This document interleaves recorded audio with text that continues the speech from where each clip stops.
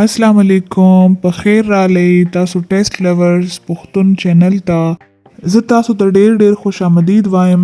نن زما ریسیپي چې دا کې دوه ډیفرنٹ ملک شیکس دي چې هغه به موږ جوړو. پهلا ملک شیک چې دی هغه موږ دا د پیچ سره جوړو. اسی خو به تاسو د پیچ ډیر ملک شیکس کتلی خو موږ په دې کې لږ چینجز راولو چې لږ ډیفرنٹ ښکاري او خوند وکړو. بیا اوس دا چې دی ما پیچ رفلی کټ او پټخې مې ته اخو کو چلکې مې ته اخو کړلې. یو کپ ملک مې پکې واچول په بویل شوی ملک چې وی کوم هغه ما پکې واچول.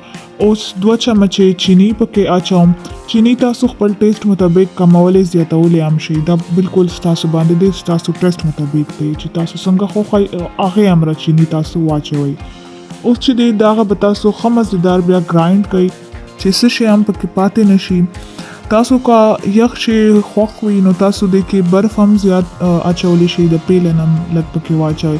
ما خو نن شبه ګلا خراب ده نو دې د وجې زه برف ما نه کړلو یوز، بس دغسې سمپل نارمل ټمپریچر والا ملک مې پکې ایډ کړل. اوس دلته زه د ګلاس ډیکوریټ کوم د سټرابري سیرپ سره. تاسو سره که سټرابري سیرپ نه نو هیڅ خبره نه ده، تاسو سمپل روح افزا اخلئ هغې سره دې شانتې ډیکوریټ کوئ ګلاس. دا دی چې لږ تاسو هم چې چاته هم داسې سرو کوئ تاسو دا ملک شیک نو پریزنټیشن به بیا لږ ښایسته وي. اوس چې مونږ کوم ملک شیک تیار کړی دی هغه به دې کې اچوو. نو دې نه د پاسه چې کوم انګریډینټس دي هغه هم زه تاسو ته وایم چې هغه به تاسو واچوئ. مطلب دا زما یو سجیشن دی که تاسو عمل پې کوئ نو تاسو ملک شیک چې دی ټیسټ کې به ډېر زیات ریچ وي او هیلدي به هم وي. د پاسه ما مینګو کیوبس واچول، که تاسو سره مینګو نه اویلیبل نو خیر د پیچ کیوبس پکې واچوئ. اوس د پاسه ما چاکلیټ سیرپ واچولو. که تاسو سره چاکلیټ سیرپ نه نو عام کوم چاکلیټ چې هغه والی هغې کې لږ میلک واچوئ او چاکلیټ واچوئ نو لږ ګرم کړئ مایکروویو کې نو بس چاکلیټ سیرپ دی جوړ شو. اوس دا د فائنل ریزلټ. اوس چې دی مونږ رالو بل ملک شیک ته. دغه ملک شیک چې دی دا مونږ چاکلیټ ملک شیک جوړو د اوریو بسکټ سره. دې کې مونږ 4 پیسز اوریو بسکټ واچول، لږ شانتې چاکلیټ مې واچولو او 1 کپ ملک مې واچولو.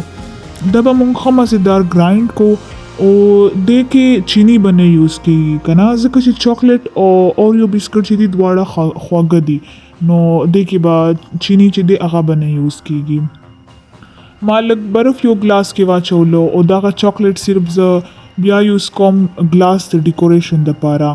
چې زه تاسو ته وایم چې ګلاس ډیکوریشن چې دی هغه مسټ نه دی، آپشنل دی، خو دا دی چې ښایسته ښکاري او خوند کوي نو کوشش کوئ چې تاسو هم ډیکوریټ کوئ.